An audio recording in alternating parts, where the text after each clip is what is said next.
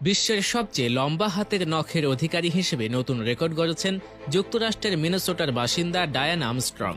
2022 সালের 13 মার্চ পর্যন্ত হিসাব অনুযায়ী ডায়ানার দুই হাতের নখের সম্মিলিত দৈর্ঘ্য 42 ফুট 10.4 ইঞ্চি, যা একটা স্কুল বাসের চেয়েও লম্বা।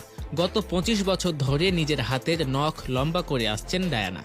ডায়ানার দুই হাতের সবগুলো নখের মধ্যে ডান হাতের বৃদ্ধাঙ্গুলের নখই সবচেয়ে বড়। এটির দৈর্ঘ্য 4 ফুট 6.7 ইঞ্চি। অন্যদিকে তার হাতের সবচেয়ে ছোট নখের দৈর্ঘ্য 3 ফুট 7 ইঞ্চি। এর আগে সর্বশেষ 1997 সালে নিজের নখ কেটেছিলেন ডায়ানা।